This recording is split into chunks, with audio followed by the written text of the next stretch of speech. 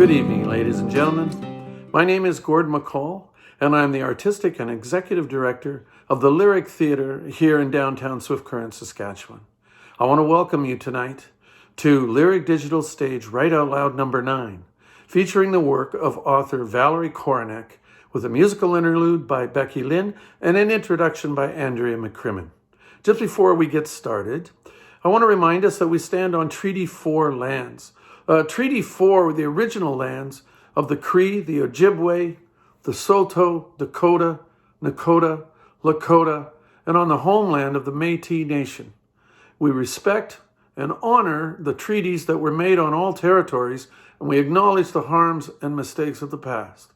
We're committed to move forward in partnership with Indigenous nations in the spirit of reconciliation and collaboration and partnership. We also continue to stand in solidarity with all people who stand in opposition to oppression, lack of freedom of expression, and the violent suppression of free speech and basic human rights. We stand with members of the Black community, people of color, Indigenous peoples, 2S LGBTQ communities, people with disabilities, and all who experience oppressive marginalization and systemic racism and hatred, including injustice of this nature that occurs in our own country. Now, let us proceed to a wonderful and very informative evening that lies ahead. So just before I introduce Andrea, I want to thank the Write Out Loud Committee and Terry Taves for the amazing work that they do in assembling these wonderful authors that we get to experience on a regular basis here on Lyric Digital Stage Write Out Loud. It's truly amazing, and thank you. Okay, Andrea McCrimmon is going to take us into tonight's proceedings. So without further ado, take it away, Andrea. Hi, I'm Andrea McCrimmon. I'm on the Write Out Loud Committee. I am the manager of the Swift Current Library, and I was also the founding chair of Southwest Saskatchewan Pride, who are sponsoring tonight's awesome author reading. Valerie Korinek's book, Prairie Fairies, documents the experiences of queer urban and rural prairie people. Her book shows that there's a long queer history in the Canadian prairies. Valerie details the considerable work of activists and people who created queer spaces for socializing, organizing, and achieving political advancements right here on the prairies. It's an important book because it documents the lives of people who would normally be left out of our historical record.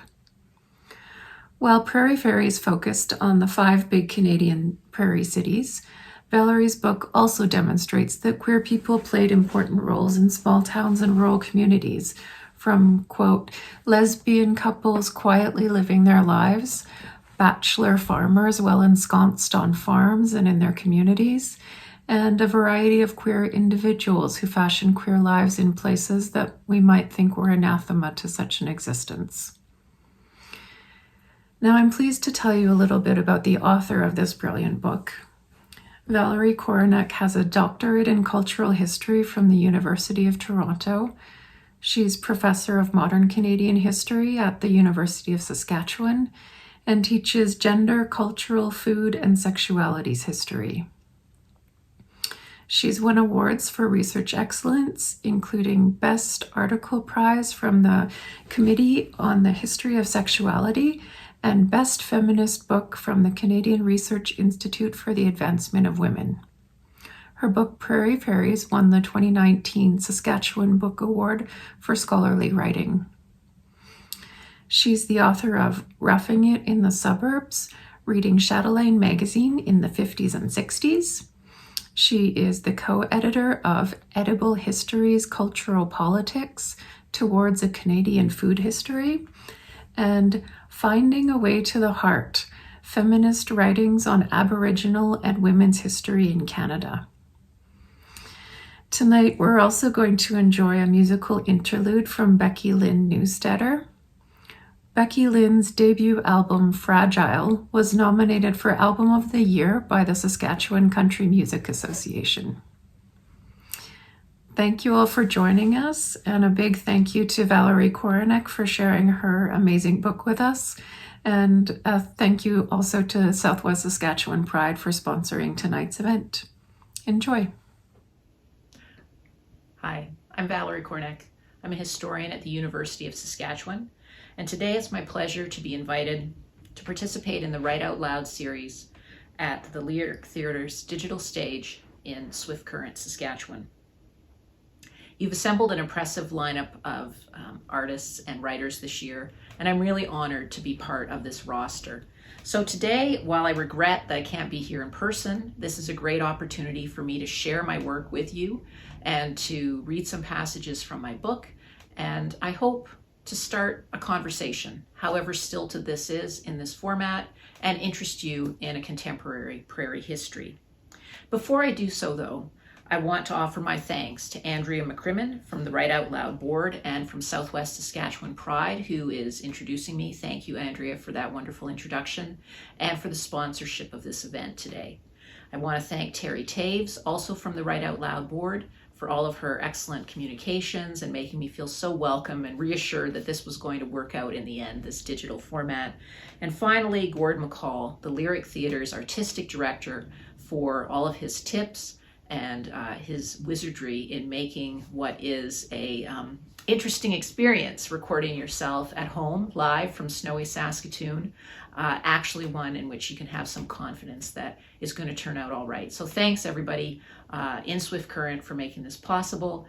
And today I want to share some histories and stories from my book, Prairie Fairies, which is a history of queer communities and people in Western Canada from 1930 to 1935. You can find that book in your local library in Swift Current, Saskatchewan. You can also order it from Indigo Chapters. I hate to sound like I'm putting in a commercial plug for the book, but some of you will want to buy the book. You'll want to read it, maybe to have it for your personal collection. So you can order it from Indigo. You can purchase it at McNally Robinson in Saskatoon and Turning the Tide in Saskatoon, and probably also from U of T Press.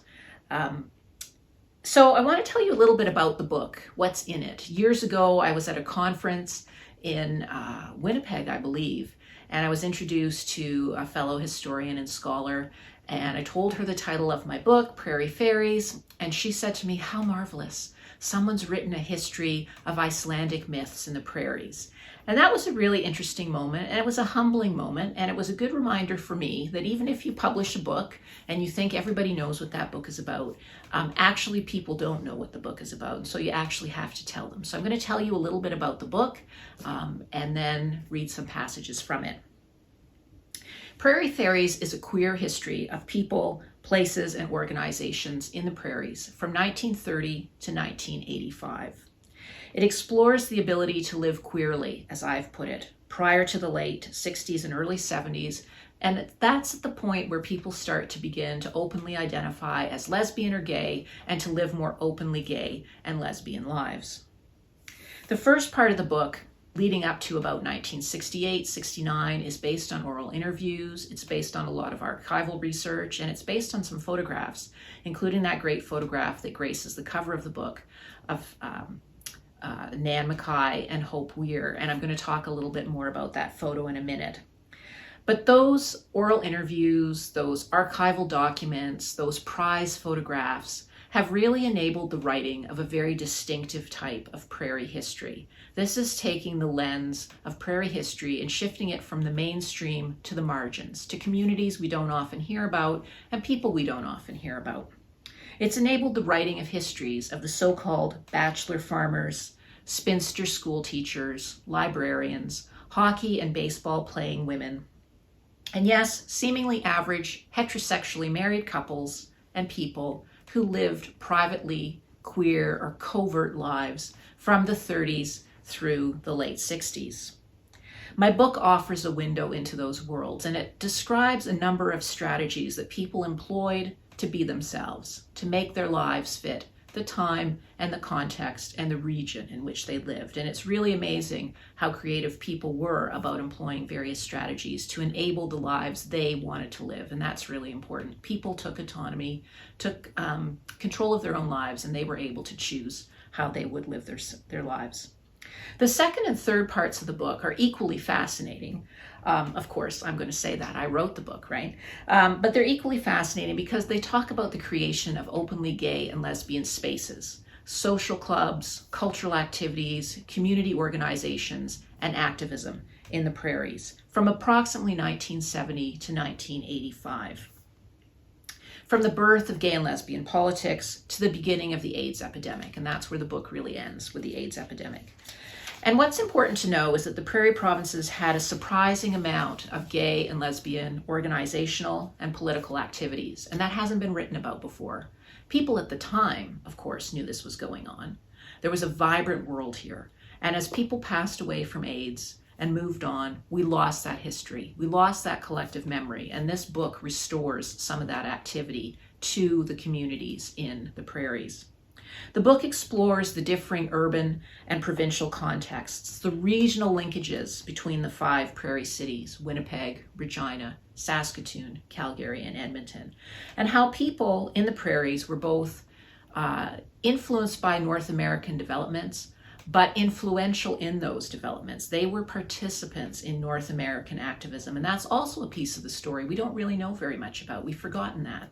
There was a lot of travel between Western Canada and Central Canada, Western Canada, and the United States. And so ideas, movement, people, books, magazines are coming back and forth across that border and crossing provincial boundaries. And that's really important to understanding the worlds that were created here. At the same time, there's a distinctive Western Canadian flair to what's being created in the prairies. Far from our stereotypes of the region as a place that was immune to activism, the prairies produced many activists, some who remained here, chose to stay here, and others who moved on. And of course, we're more familiar with those who would move outside the region. But this book, in the end, wanted to answer a couple key questions. How did people manage to live queer lives in the prairies? How are people able to make this work? How were they able, in the second part of the time period that I look at, the 1970s through 85, able to create organizations, able to engage in activism, able to create cultural activities, magazines, festivals, these sorts of things that were really important to the people who lived here and created these very vibrant worlds in all of the 5 prairie cities. In the end, I wanted to understand how these small, relatively small cities created these diverse urban communities and rural hinterlands, people from the farms, people from small towns, who came in and out. There was a steady stream of people traveling around, going to activities, going to dances, going to social events, going to sporting events, camping, into and out of cities for sex, for activism, all sorts of things. So there's a lot of movement through the prairies. There's a lot of people that stay in their small towns and their rural areas on farms, but come in and out of the cities routinely for these sorts of events. And so this book tries to capture those individuals because that's really important to understanding these worlds here. There's a lot of people moving around in and out of cities. I want to read a few passages from the book now to share these histories with you, but also to reassure you that even though I'm an academic and this is an academic press book, it's an accessible one. There's lots of marvelous stories here. I've tried to write it in an engaging way, and I hope you'll find that I've been successful with that. Since I'm talking primarily to a Swift Current audience, I want to highlight Saskatchewan histories today. That seems only logical to do. But I want to assure you that the other provinces and cities, notably Winnipeg and Edmonton, have really interesting histories in this volume. And I encourage you to dip into those stories. Early Winnipeg in the 30s and 40s is a very interesting world, and those chapters are based almost exclusively on oral interviews that largely gay men, but a few lesbians gave about their lives in Winnipeg in that time period. And I think they really succeed in capturing a really rich world that will, in some respects, surprise you with all the activity that's going on there. But I want to start with recollections from Nan Mackay's experiences at the U of S in the 19-teens, all of which is made possible by the cover photo on the front of the book, which was taken in 1915. So there's an image of Nan and Hope outside one of the university residences on the U of S campus. Nan Mackay was born in 1892 in Fort Elacorn, Northwest Territories, to a prominent English Métis family. Angus Mackay, Nan's father, worked for the Hudson Bay Company at a series of postings in northern Saskatchewan. Initially homeschooled, Nan was eventually enrolled in the prestigious St. Albans Ladies' College in Prince Albert, Saskatchewan. Her experiences at this Anglican girls' school were formative.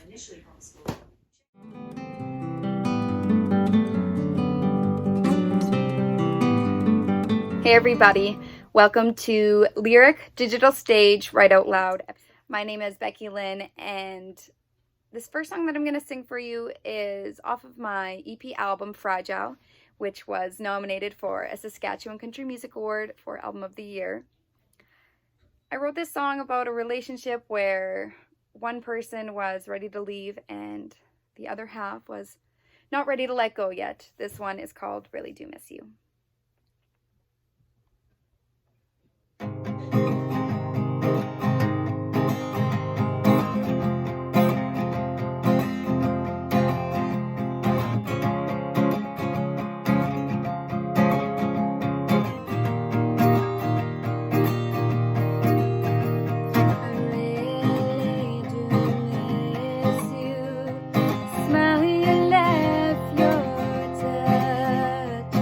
All my future plans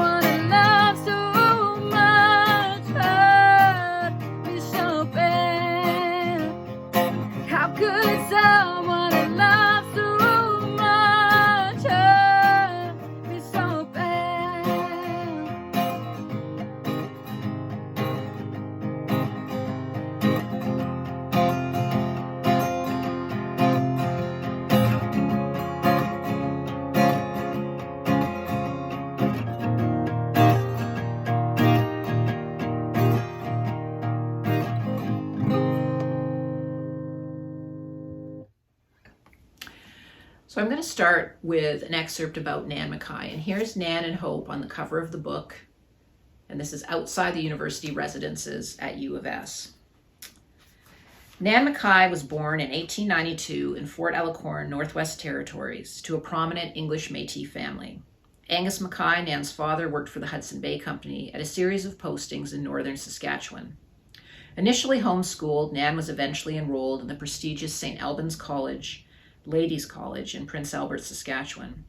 Her experiences at this Anglican girls' school were formative. She made a number of close friendships, including with the University of Saskatchewan president Walter Murray's daughter, Christina, and won an entrance scholarship to the U of S. She attended the university for 3 years, graduating in 1915 with a bachelor's in French and English. By all accounts, Mackay was a very able, accomplished student, and the alumni citation commended her remarkable commitment to the university, both as a student and an alumnus. She was active in student life. She served on student council. She served on the Sheaf, which is the U of S student newspaper editorial board. She played on the University of Saskatchewan women's hockey team. The photo of the women's ice hockey team with a grinning Nan Mackay in the center, and she's the focal point of her teammates' attention as well in the photograph, which is quite interesting for those of us looking closely at the interaction between her and her teammates, was clearly a favorite. Other images of the team include 2 women in the background skating hand in hand around the ice rink, again in broad daylight, which is interesting for our purposes. Mackay was also an accomplished artist, painter, and figure skater. She was the president of her fraternity, secretary of the campus YWCA, and actively participated in the Literary Society. Nan Mackay was what we'd call a striver. After graduation, she was hired as an assistant librarian, a position she held for 31 years, where she was heralded as the right-hand man, in quotation, of a succession of male university head librarians. Now, interestingly, particularly for the juncture at which we find ourselves, Mackay was everywhere on campus, particularly during the First World War and the 1918 flu pandemic. During that time period, a large number of men left, of course, for the war, and so people were doing triple duty on campus. Mackay was one of 2 alumni co-editors of the Sheaf in 1916, and in 1918 she volunteered as a nurse during the flu epidemic. This was in addition to her day job as a librarian, where she was employed her entire working career, retiring in 1959 after 44 years of service at the university. At that time, she was interviewed by the local newspaper, and she reflected about campus, and she gave this kind of interesting quote about her time there. Miss Mackay, as she was identified in the newspaper, proudly discussed her participation on the women's ice hockey team, and that had been a really famous team that had competed throughout Western Canada. She said, in quote, "In those days, the young women seemed a lot hardier." Mackay was an inveterate camper and hiker in her youth. She was a member of the Alpine Club in Banff. And in 1986, she passed away at the age of 93. Now, if this was all the evidence we had about Nan Mackay, her story would be one of many such suggestive histories of what we now call independent, university-educated women. Women whose personal worlds of female friends and family, their passion for sports, camping, mountaineering, and travel, and the fact that they remained single through their adult lives could legitimately open up many possibilities for us and how we understand who they actually were. However, the addition to the Mackay funds at the university archives of a photo album from her university days provides more conclusive evidence about who Nan was. Mackay's album includes photos of parties, theatrical performances, camping, travel, and residence life, and she always moved in a circle almost exclusively of other female students. 1/3 of the way into the album is a small but significant photo that tilts the balance in favor of claiming Nan and her friends as what scholars elsewhere have called a lesbian-like cohort. Taken in 1915 outside the university residences, Nan Mackay and Hope Weir are pictured locked in an embrace and kiss. It's the only photo of its kind in the album, but this rare image and the series of other images of various social groups, with Mackay and Weir as a focal point of those images, provide a unique window into campus life. So far, we don't have any extant letters between the two. I haven't found any. And what information we have about Miss Weir's life after graduation is sparse. She moved to Regina and worked at the Regina Normal School as a teacher. And at that point, the trail sort of goes dead for her. Having started with the story of Namakai, I now want to move quickly into the later period and talk about the social club in Regina, the Odyssey Club, and give you a sense of what it was like to attend an evening social and dance at Regina's Odyssey Club.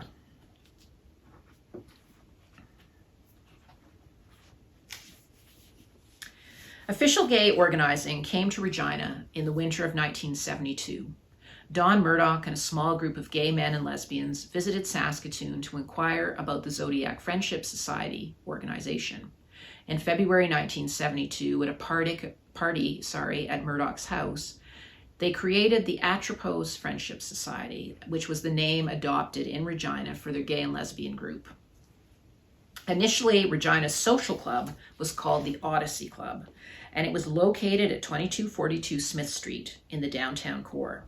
This three-story house was rather ramshackle, but in interviews, it was nostalgically recalled by all participants. Once, of course, they managed to find it, and a lot of people told me about how hard it was to actually find it. Longtime member Brian Gladwell, whose activity with the club dated from 1974, when he first started driving from Fort Qu'Appelle, Saskatchewan, recalled finding the group and the vetting process for admission. He got a contact number from a crisis line, and this was one of the ways, these telephone lines, that people got information back in the era before the internet and before the ability to Google anything that you were interested in. And so he dialed that crisis line and listened to a recorded message about gay activity in Regina and primarily focused on the membership club. So he phoned the club to see if it was legit. And before he was allowed to enter the club, somebody had to vouch for him. They had to see whether he actually was a gay man, because they wanted to be crystal clear that they weren't letting in any patrons who weren't gay men or lesbians. Now that's an interesting phenomenon that I only found in Regina and Winnipeg, that people wanted to make sure that members were legit, that they were actually gays and lesbians. None of the Saskatoon narrators remembered that happening. Gladwell remembered the house on Smith Street very well. The place would be packed. There was dancing and a fireplace with a couch in front of the fireplace. People would be milling around in the dining room, and a DJ and dancing occurred on the other side of the couch. He said it was an unlicensed place, so individuals brought their own bottles. They gave it to a bartender, and in return they got tickets for drinks over the course of the evening. At the start, dances were only held on Saturday night, and they became really very popular. 40, 50 people routinely attended those events. Now, others located this queer space by spotting a tiny classified ad that was placed in the local newspaper. Evelyn Rogers cut one such advertisement out of the Regina Leader Post, and she told me that she and her partner, Lilia Stephenson, carried that phone number around. Lilia carried it around in her purse forever and ever before they worked up the courage to call it. When they did finally make that telephone call, the woman they spoke to on the phone was Heather Bishop. That's right, Heather Bishop. And she invited them to her house in Regina for tea. And over the course of their first conversation, Heather Bishop volunteered to take them to the club whenever they wanted to go. Bishop was in the early days of her recording and performing career then, but subsequently would become a celebrated Canadian folk musician, children's performer, and activist. Over 30 years later, Evelyn Rogers' recollection of the first time they ventured into that Smith Street house was still vivid in her mind. It was scary the first time. You had to go around a dark place and up rickety stairs and into the back room. Jean Hillebold, another member who participated in the Smith Street location, remembered that the windows, the ground level windows, were all boarded up, so people couldn't look inside. Heather Bishop signed Rogers and Stephenson in, which, as I've already said, was standard protocol for newcomers. Someone had to vouch for you. And Evelyn recalled, the guys were in the dining room, the women were in the living room, gathered around the fireplace, and that was our space. She recalled the dancing being located in a different place, away from the women's space. But very rapidly, that place went from a foreign territory, a scary place, to a place Rogers described as like home, a good place to be, and a place you could be who you wanted to be. Now, when we return after the break, I want to talk a little bit about gay activism in Saskatoon and Saskatchewan, and then to talk about homophobia. So enjoy the break, and I'll look forward to you joining me in a few minutes. So I hadn't written a song since before my son was born, which he's now 2, so it had been a while. And I had sat down to write something, and the only thing that I could think of was my kid, which I think a lot of parents would understand that. And you know what? He loves when I sing to him, so what better gift to give him than a song written specifically for him? So this one is for you, Drew, and it is called Baby Boy.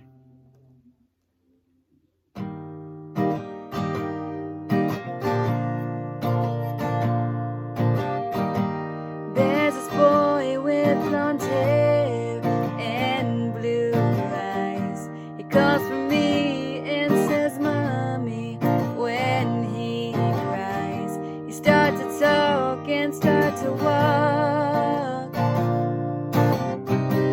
in the blink of an eye. Yeah, you were born in August, my baby boy.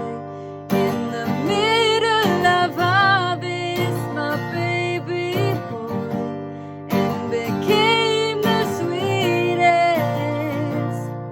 the cutest, the coolest thing in my life, baby boy,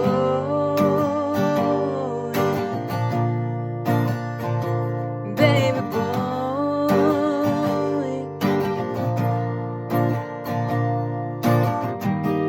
There's this boy with a laugh and a smile that makes the hard days, the bad days, all worthwhile. He starts to talk and starts to walk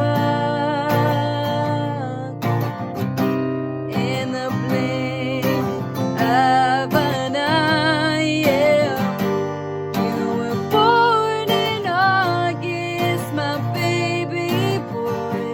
In the middle of harvest, my baby boy, and became the sweetest, the cutest, the coolest thing in my life, baby boy,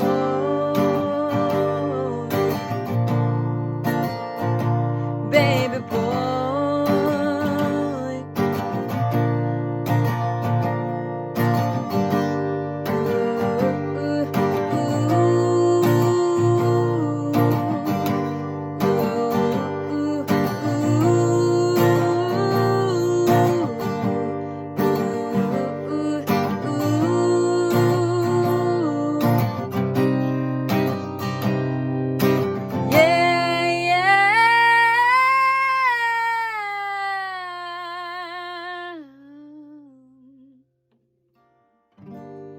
You were born in August, my baby boy. In the middle of harvest, my baby boy, and became the sweetest, the cutest, the coolest thing in my life. Yeah, you were born in August, my baby boy. In the middle of harvest, my baby boy, and became the sweetest, the cutest, the coolest thing in my life, baby boy,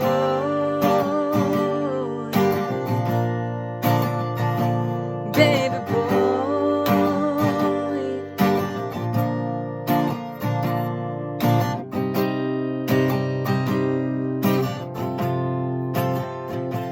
Baby boy.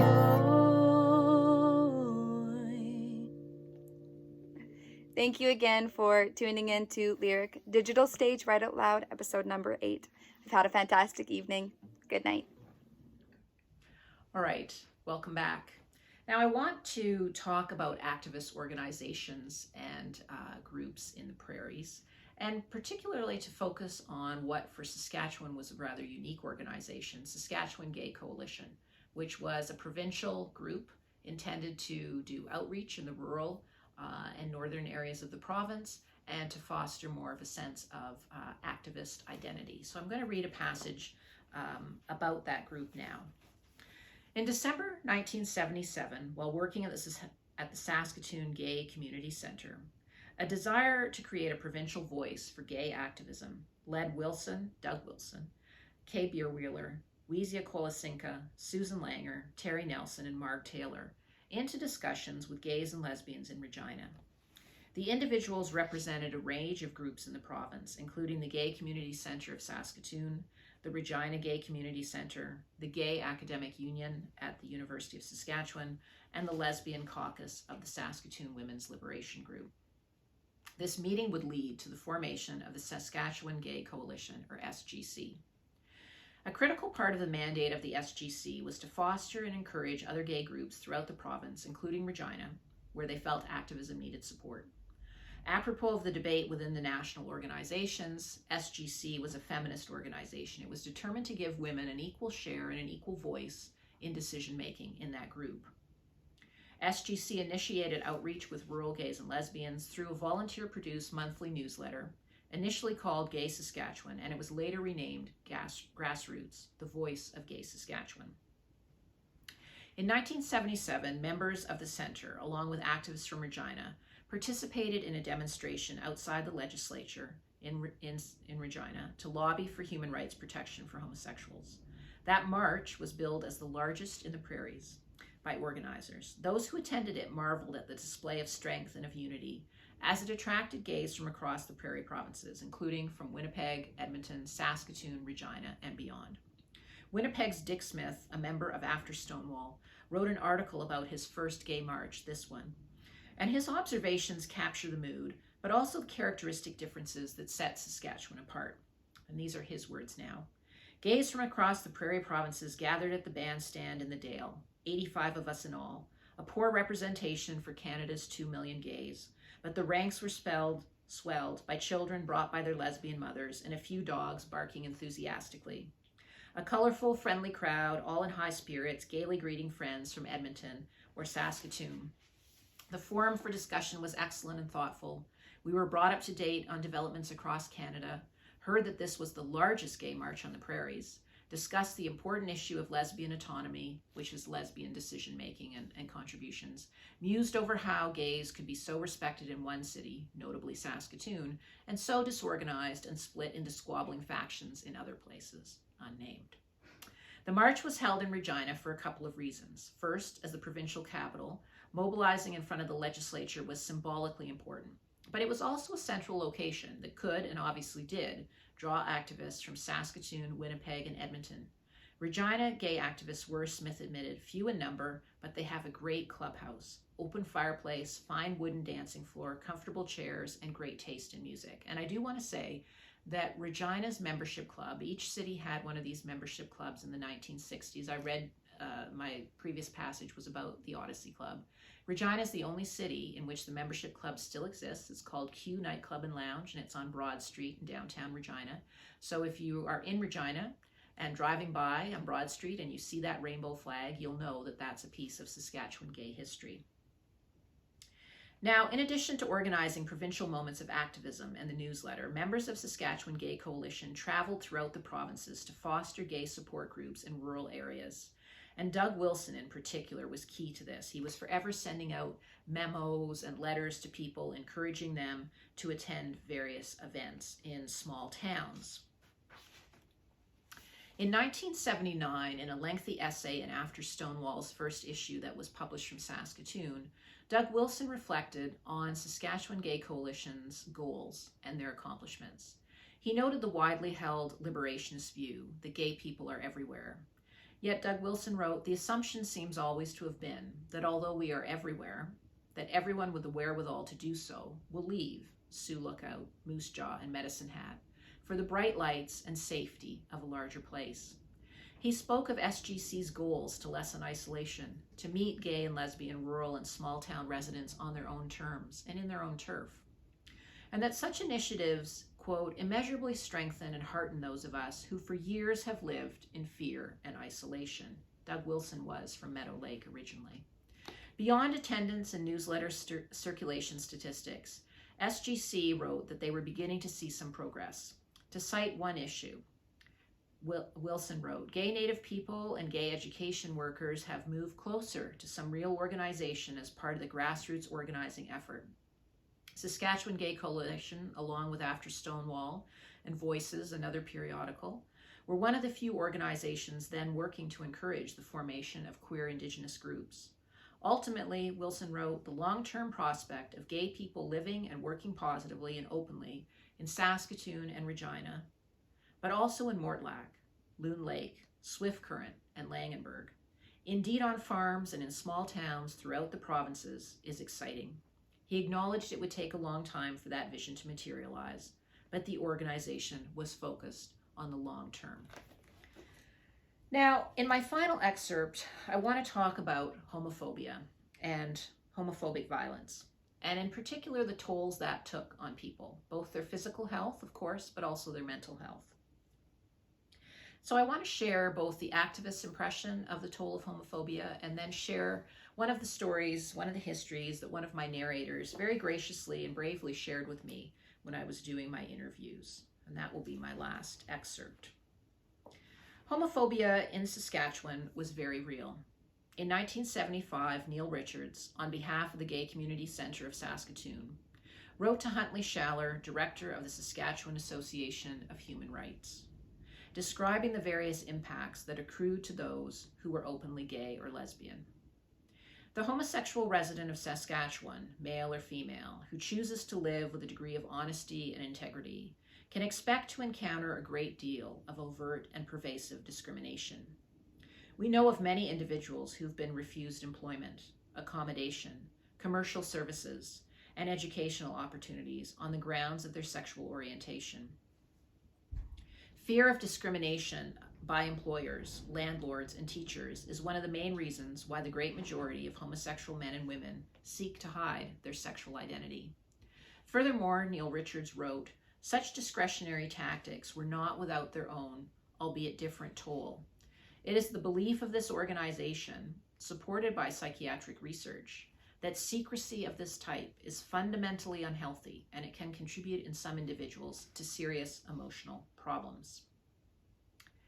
Now, in a number of interviews with narrators, women and men, the matter of counseling, of mental health issues, and in a smaller number of interviews, institutionalization arose. While we know that mental health issues are prevalent, if often unacknowledged, within Canadian society, there's a long history of pathologization of queer people by the medical profession. From early 20th century sexologists through to contemporary psychiatrists, lesbians and gays have been subjected to pathologization. They've also been the recipients of a range of treatments, in quotation marks, including shock treatment, surgery, pharmaceuticals, and talk therapy, all with the intention to cure them of their sexual orientation. In extreme cases, lesbians and gays were institutionalized for their sexual activities, choices, and later identities.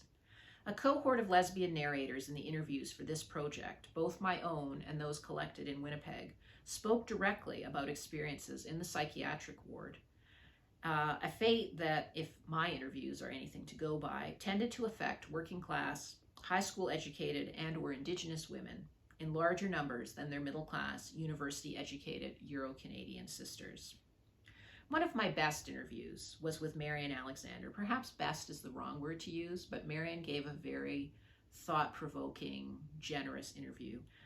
Marian Alexander, a woman who many in Saskatoon's community considered a beloved lesbian grandmother, friend, volunteer, and activist.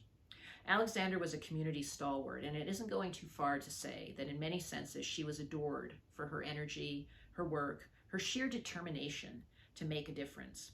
But her road to beloved lesbian elder had been a challenging one. Born in 1934, she grew up, in her words, in a lower-class family of 7 kids in Swift Current, Saskatchewan. Alexander had been labeled the bad girl. Again, those were her words. And she spent a year and a half in a home for wayward girls in Regina. When she emerged from that institutional experience, age approximately 15, she lived briefly with a foster family before rejoining her biological family in a small town near Prince Albert. There, as a teenager, she met her future husband, who worked for the grain elevator company, and she got married at the age of 17. They had 7 kids together. She worked part-time at the regional hospital in Prince Albert. Asked to describe how she came to identify as a lesbian, she indicated, "Well, I was different right from the beginning." But because she hadn't had access to any books or resources to help her figure out what different really meant, and despite having crushes on women as a teenager, she proceeded with a conventional life. She got married to a man, she had children. She came out in 1979 into the Prince Albert community before moving to Saskatoon in the 1980s. Now, initially in our interview, Marion glossed over all of this, and indeed the whole experience in Regina as a teenage girl. But when it became clear that there was a gap in her story between marriage, kids, and coming out in 1979, she circled back and she shared this narrative, and I'm going to read it now in its entirety. These are Marion's words. "Maybe I should go back a bit here. I had a nervous breakdown in 1974, and I was sick for the next 5 years, in and out of the psych ward. It was just too much for me. I had too much to handle, and that was my way out. Some people go to alcohol, some go to drugs. I decided to have a nervous breakdown. And then in 1979, our house burned down, and I lost my twin grandsons. It was after we built our new place, after the fire. I was sitting down, and I started to read the paper, the Prince Albert Herald. And the personals were there. There was a little ad, support for gays and lesbians. Call this number in PA. I thought, what am I sitting for? What am I sitting here for, you know? It was just like a light bulb went on in my head. What am I sitting here for? And I got up. This was November, the first part of November. And I said, got to go to the corner for cigarettes. So I jumped in the car and I drove to the corner. And I used the payphone there. And I phoned that number. And a fellow by the name of Mother, we always called him Mother, answered. He said there were no women there right now, but when one came in, he'd have her call me.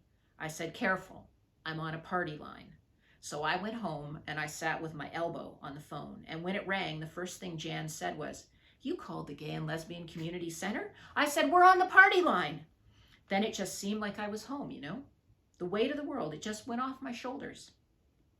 Despite Marion's anxiety, understandable, about being on a party line, and no doubt the realization that her secret was now out in the community, it was really instructive that in this memory, she also expressed relief and joy at being, as she put it, home. Very shortly afterwards, Marion moved out. She got an apartment in Prince Albert, ironically in the same building where the community center rented a space, and a year after that, she moved to Saskatoon. Marion's interview was a rich one. She was proud of her life. She was proud of her kids, her grandkids, coming out, her role in the community, the long-term friendships, support, and love she'd experienced at the Gay Community Center of Saskatoon and its successor organizations in the city. Mental health issues and histories were not a focal point of my oral history questions. When people disclose them to me, or other health issues, and when you work with older narrators, this will happen. People will talk about their health. I always listened respectfully, but I did not ask follow-up questions because I was acutely mindful of privacy issues, worried that in the rapport developed in the interviews, people might reveal more than they might wish to see in print. And my ethics forms for this process indicated that people could retract their statements afterwards when they thought about what they'd said. Marion did not. So because mental health wasn't an academic focal point, I tended not to ask follow-up questions about that.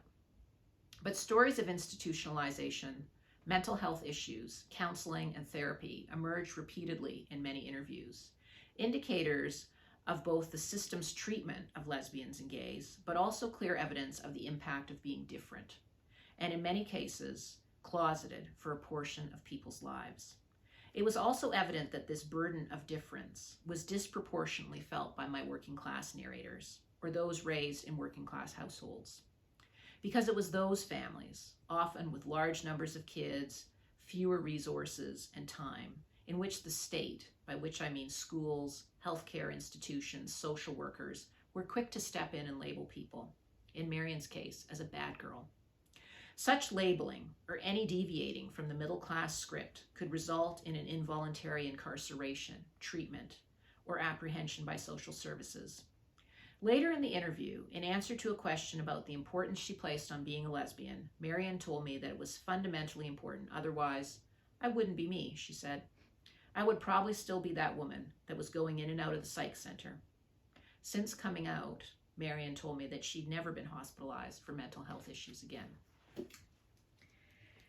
I wrote this book to do a number of things. The first was to conclusively demonstrate the myriad ways that queer people lived and loved in the West, and to show the various strategies that people employed. But one should never infer from these stories of resilience and resourcefulness that it was easy to be queer in the prairies. That's why I always end readings with stories about homophobia or violence, or in this case, mental health.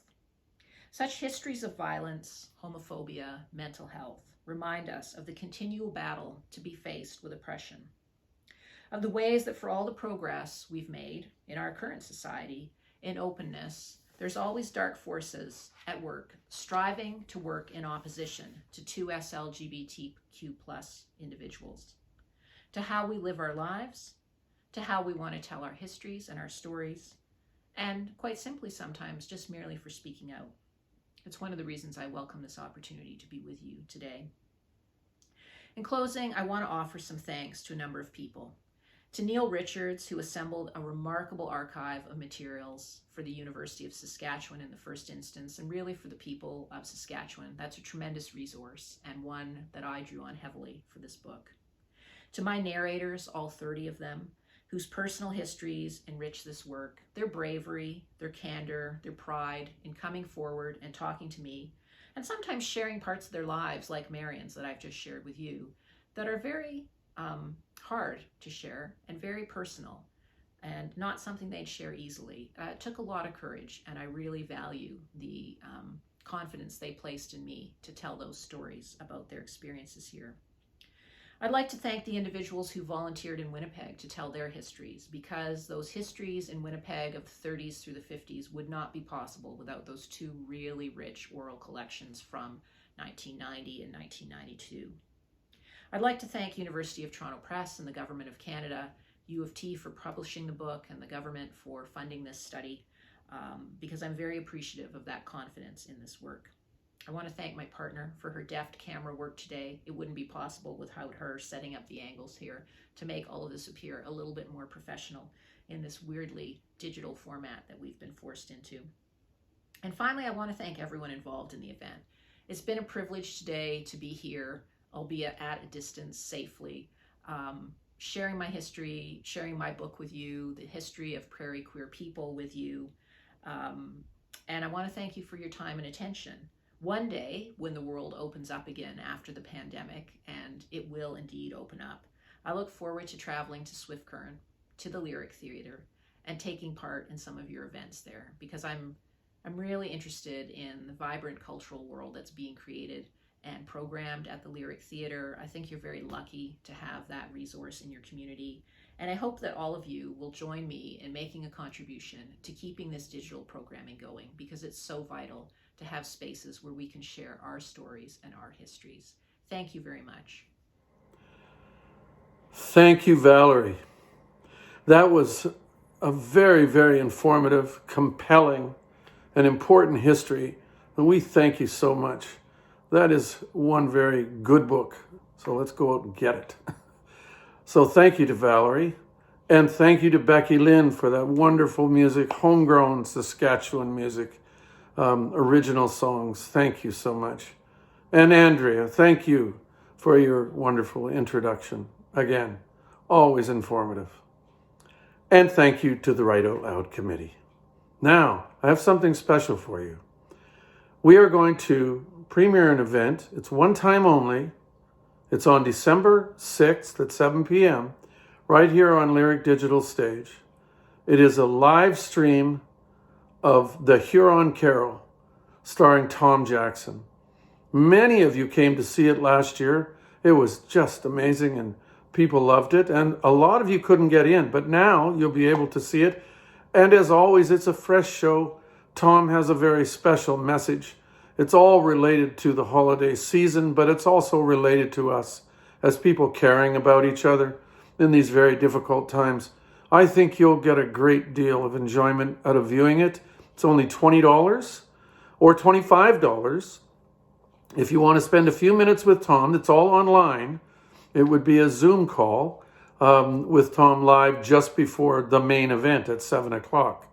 Now, the way you get your tickets is you can do an e-transfer to treasurer@lyrictheatre.ca, treasurer@lyrictheatre.ca, or you can send a check or money order to the Lyric Theatre at Box 1143, Swift Current, Saskatchewan, S9H3X3.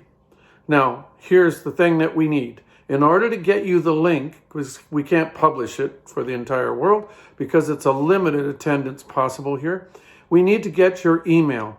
So if you could send us your email at lyricdigitalstage@gmail.com, that would be much appreciated. lyricdigitalstage@gmail.com, and then we can send you the link to the show a couple of days ahead of time. When you give us your email, let me assure you that we respect your privacy. It will not be distributed.